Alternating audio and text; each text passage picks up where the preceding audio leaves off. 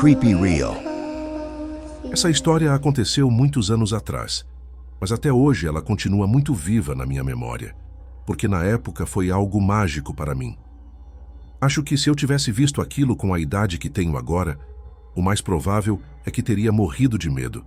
Mas quando eu era criança, minha mente ainda não conhecia a maldade. Ainda me lembro como se fosse ontem, e tenho certeza de que foi real, pois mesmo com aquela idade, eu já conseguia diferenciar o que era de verdade e o que não era. Eu me considero uma pessoa inteligente, pois desde pequena percebi que existem coisas que a ciência não consegue explicar, mas que mesmo assim estão aí. Eu tinha 11 anos quando tudo aconteceu. Eu morava na casa dos meus avós, numa cidade grande do sul do Brasil. Bem perto de casa, tinha um parque um pouco grande, com uns balanços velhos de madeira e um escorregador. Era uma área verde muito bonita, que todo mundo no bairro respeitava e cuidava. Nesse parque, havia uma árvore muito velha e enorme, com um tronco bem largo, uns galhos de cor marrom escura bem retorcidos e umas folhas grandes de um verde forte. Eu adorava ir a esse parque depois da escola. Meus pais trabalhavam e meu avô cuidava de mim. Mas ele me deixava ir ao parque contanto que eu voltasse em no máximo umas 2 horas. Ficava a só 2 quadras de casa, e naquela época não era tão perigoso. Então não tinha problema. Assim que eu chegava, ia direto para essa árvore e subia nela para sentar em um dos seus galhos mais fortes, que se inclinava e ficava quase na horizontal. Nesse galho, pendiam 2 cordas velhas, arrebentadas. Pelo nó dava para ver que ali, em algum momento, existia um balanço improvisado. Embora eu nunca o tenha visto, um dia pedi ao meu avô que me ajudasse a fazer um novo. Ele até insistiu para eu usar os balanços normais do parque, que ficavam a poucos metros dali, mas eu teimei que queria o meu, debaixo daquela árvore. Por algum motivo, estar ali me dava uma segurança que eu não sabia explicar. No fim, meu avô acabou concordando e me ajudou a instalar o balanço novo. Eu ficava muito feliz. Quase ninguém usava aquele balanço, e isso me fazia sentir especial. Alguns meses depois, meu avô me deixou ir mais tarde do que o normal. Eu tinha passado o dia todo enfiada nos livros estudando para as provas, e minha recompensa era ir ao balanço para me sentir livre um pouco. O parque estava completamente vazio, e eu podia ouvir os grilos cantando sob a luz de uma linda lua cheia de outubro. Eu gostava muito de observar as estrelas, então subi até o topo da árvore e fiquei ali, só contemplando o céu. Depois de um tempo, comecei a ouvir o balanço lá embaixo se mexendo. Não achei estranho. O vento poderia facilmente estar fazendo aquilo. No entanto, pouco a pouco, ele começou a balançar com mais força e logo percebi que aqueles movimentos não eram do vento. Fiquei observando o balanço sem saber o que fazer. Finalmente decidi descer e subir nele para ver o que estava acontecendo. Porém, quando fiz isso, o balanço parou. Comecei a me balançar um pouco, tentando entender, quando de repente ouvi a risadinha de uma menina pequena, bem de perto. Olhei para todos os lados procurando, mas não via ninguém. Então perguntei para o nada: "Quem tá aí? Quem é?" Ninguém respondeu. Continuei me balançando, tentando escutar com mais atenção, pensando que talvez tivesse imaginado. De repente, senti o balanço se mover sozinho. Mesmo sem eu dar impulso, ele começou a subir cada vez mais alto. Segurei nas cordas com toda a força e não consegui evitar um grito. De novo ouvi a risada, desta vez bem clara, mas eu não sabia de onde vinha. Tentei usar meu peso para parar o balanço, mas não adiantou. Durou só alguns segundos, mas me senti muito pequena por não ter o controle. Quando finalmente parou, desci rápido e olhei em volta, procurando o responsável. Eu não sentia medo, mas sim raiva por a menina não aparecer. Então gritei de novo: "Menina, vem, aparece, anda, eu não vou te fazer mal. A gente pode ser amiga se você quiser. Eu não tenho amigas, você pode ser a primeira." Um silêncio total tomou conta do parque. Lembro que até os grilos se calaram. Nesse instante, ouvi as folhas da árvore se mexendo lá em cima. Quando olhei, vi a silhueta de uma menina sentada no galho mais alto. Eu não conseguia vê-la direito. As sombras a escondiam. Então, decidi subir. Subi na árvore o mais rápido que pude, mas quando cheguei lá em cima, não havia mais ninguém. De tanta raiva por achar que ela estava brincando de se esconder, comecei a chorar ali mesmo. Então algo muito estranho aconteceu. Senti alguém sussurrando na minha nuca, palavras que no começo eu não entendi. Aquela coisa estava repetindo a palavra amiga. Por um momento fiquei feliz, mas a magia acabou logo. Meu avô chegou me chamando com a voz muito agitada. Desci da árvore e fui até ele. Ele perguntou por que eu tinha demorado tanto. Eu nem tinha visto a hora passar. Eram quase 10 da noite. Fui para casa, mas não conseguia parar de pensar na menina da árvore, achando que ela estaria me esperando no dia seguinte. Decidi voltar na mesma hora no outro dia. Mas por mais que eu a chamasse, ela não apareceu. Fui por vários dias na esperança de que ela voltasse, mas nada. Nunca mais a vi ou ouvi. Anos mais tarde fiz amizade com umas vizinhas e a gente sempre ia brincar no parque. Foi quando uma delas me contou que também já tinha ouvido a menina da árvore. E a irmã dela disse que, em outra ocasião, também a viu. Não podia ser coincidência. Tempo depois, meus pais ficaram amigos de um casal de idosos que morava no bairro há mais de 50 anos. Decidi perguntar a eles sobre a menina da árvore. A resposta deles me surpreendeu e explicou quase tudo. Acontece que, muito tempo atrás, um casal da vizinhança vivia brigando e estava se divorciando. A filha deles, de 8 anos, para não ouvir as discussões, fugia para o parque e subia naquela árvore. Um dia a tragédia aconteceu. A menina saiu de casa chorando, depois de ver o pai bater na mãe. Desesperada, ela subiu na árvore, tropeçou e caiu, quebrando o pescoço. Morreu na hora. Aquela história deu sentido a tudo, e logo percebi que não fui a única. Muitas crianças do bairro já tinham vivido coisas parecidas ali. Como eu disse, até hoje, a lembrança é muito forte. E sempre me pergunto se aquela menina sabia que não era mais deste mundo. Talvez, no fim, ela só estivesse procurando amigos para brincar. Muita gente descreve experiências estranhas como algo apavorante, e não estão errados. Só que a maioria espera ver um fantasma ou um objeto flutuando. Mas eu acho que não saber o que está acontecendo, aquela tensão que não acaba, é muito pior. Pelo menos, se você vê alguma coisa, sabe com o que está lidando. No meu caso, não. A história que vou contar me deixou marcado e, por muito tempo, foi a coisa mais assustadora da minha vida. Aconteceu há muitos anos, quando eu tinha só 17 anos. Naquela época, eu sempre ia visitar meu pai. Ele morava num povoado com menos de 300 pessoas, no interior de Minas Gerais. E, para completar, o sítio dele ficava ainda mais afastado, a uns 10 minutos do povoado. Lendas e mitos de assombração são comuns por lá. Muita gente jura que já viu de tudo naquelas matas, de duende e fada até bruxa e lobisomem. Apesar de acreditar nessas histórias, eu nunca tinha visto nada do tipo. Tinha luz elétrica, e por isso eu morria de medo do sítio à noite. Quando escurecia, era impossível enxergar um palmo na frente do nariz lá fora. E, para piorar, sempre tinha muita neblina na região. Todas as vezes que dormi lá, fiquei num quarto no andar de cima. O quarto só tinha um forro de madeira, então dava para ouvir tudo o que acontecia no telhado e lá fora. Os insetos, os uivos dos cachorros longe. Por isso, depois que anoitecia, eu não saía do quarto para nada. Evitava até ir ao banheiro depois das 8.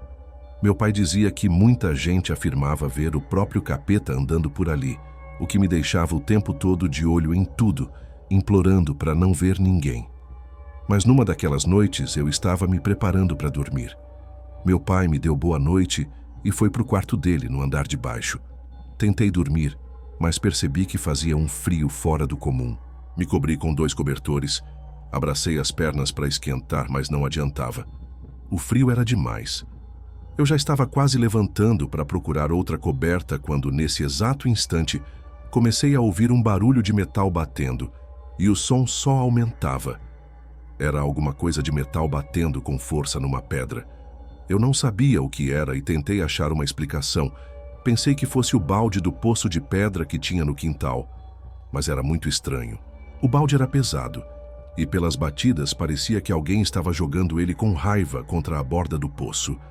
Tinha alguma coisa no ar que me dava uma sensação ruim, sabe? como quando você sente que tem alguém te olhando. A essa altura, eu já estava bem assustado.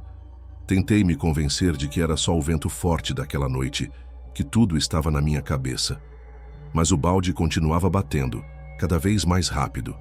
Eu não acreditava que meu pai não levantava com aquela barulheira. Dei uma espiada pela janela, mas a neblina e a escuridão não deixavam ver nada. De repente, outro som se juntou ao primeiro. Eram passos correndo. Muito rápidos, tipo de cachorro, mas diferentes, como se fosse algo muito mais veloz. O som vinha de fora, dando a volta na casa.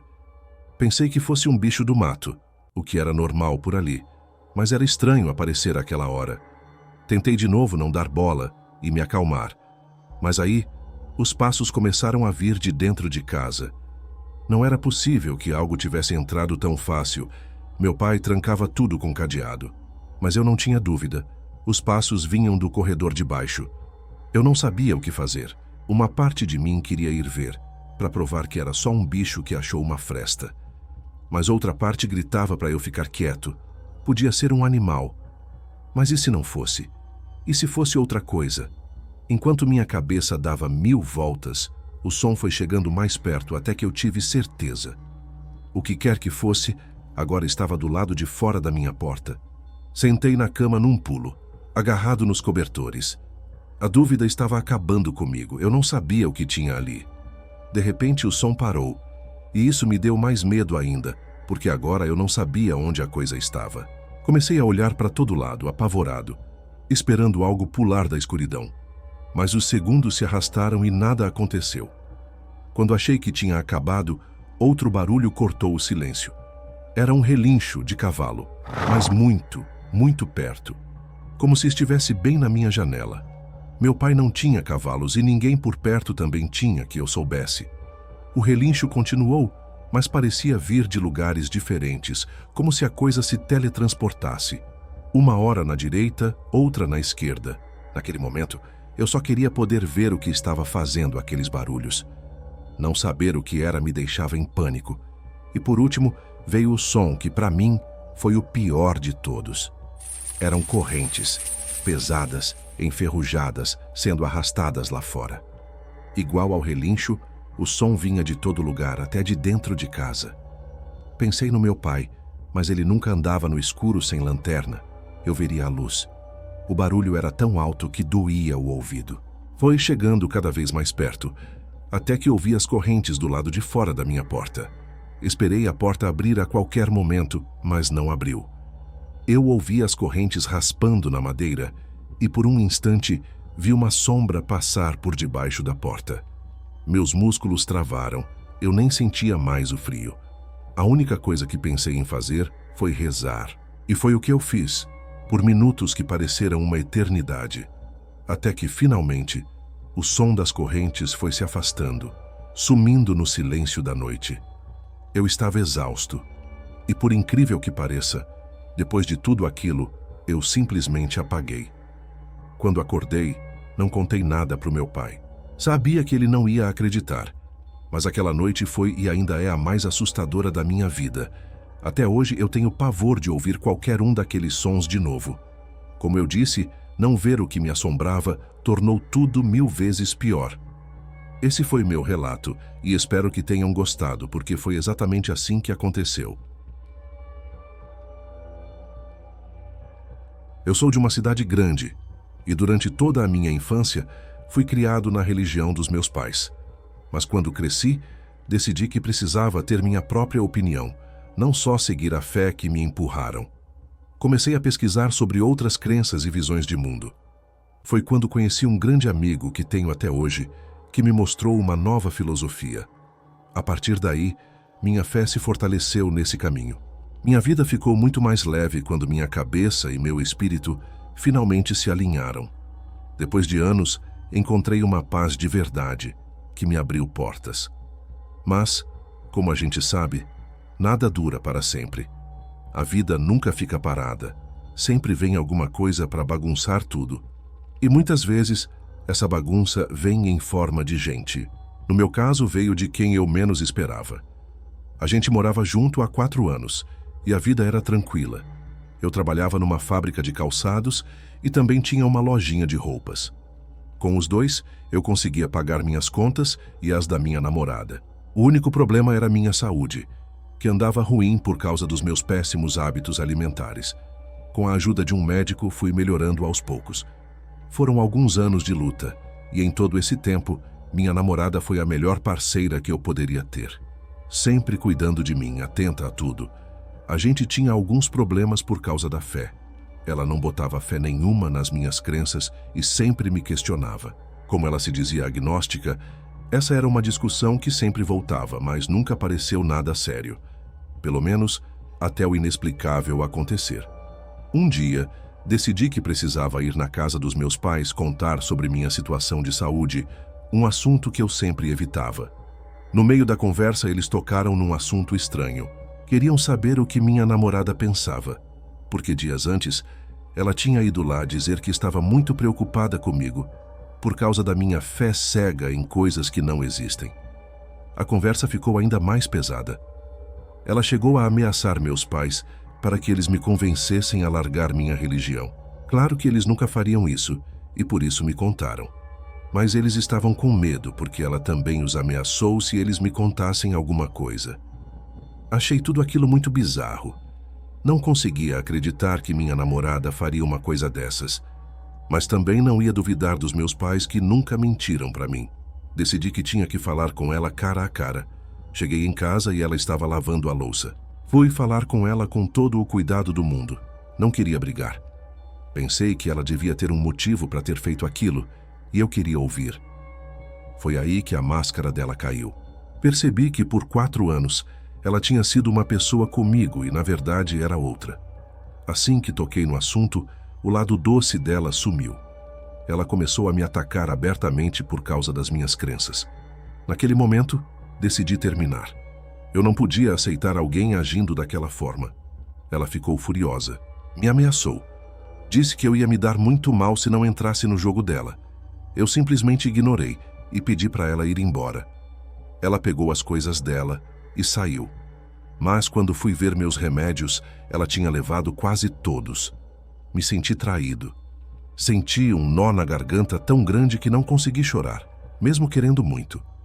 Depois disso, decidi ficar um tempo sozinho, em paz. E foi o que fiz por alguns meses, até que encontrei uma pessoa nova, que realmente me valorizava e me aceitava por inteiro, incluindo minha fé. Foi quando comecei a sair com essa nova garota que as coisas estranhas começaram. Primeiro em casa, depois em todo lugar que eu ia, até no meu trabalho. Em casa me apareceram muitos insetos, tipo barata e percevejo, mesmo eu limpando tudo sempre. E um cheiro ruim começou a impregnar a casa. Algumas vezes, eu ouvia alguém sussurrando meu nome de outro cômodo, ou ouvia lamentos vindos da cozinha de madrugada. No trabalho, ligavam para o meu ramal e ficavam em silêncio. Vários colegas juraram que viram vultos perto de mim, que sumiam quando eu me mexia. Muitos me aconselharam a procurar uma benzedeira, um pai de santo, achando que era macumba. Mas eu tinha fé que as coisas iam se resolver sozinhas. Uma noite, depois de um dia cansativo, eu deitei para dormir. Assim que deitei, alguma coisa debaixo da cama começou a socar o colchão com força. Quando me abaixei para olhar, aquilo foi a gota d'água. Debaixo da minha cama tinha um tipo de ritual, umas bolsinhas com o que parecia ser sangue e um pedaço de carne dentro. Em volta, cinzas e um círculo desenhado em vermelho. Naquele instante, tudo fez sentido. Era um trabalho feito, uma maldição. Percebi que minha ex nunca aceitou minha fé e, como não conseguiu me converter para a dela, decidiu se vingar, colocando aquilo debaixo da minha cama. Aquilo me fez mudar de ideia. Acabei procurando um dos pais de santo, que meus colegas indicaram. E, para minha sorte, ele conseguiu limpar tudo, tirar qualquer vestígio da maldição. Alguns anos depois, encontrei minha ex no supermercado. Ela estava muito diferente, quase não a reconheci. Parecia abatida, sem vida. A única coisa que senti foi pena, porque no fim das contas, acho que uma pessoa que não respeita o que é sagrado para os outros acaba sofrendo as consequências para sempre.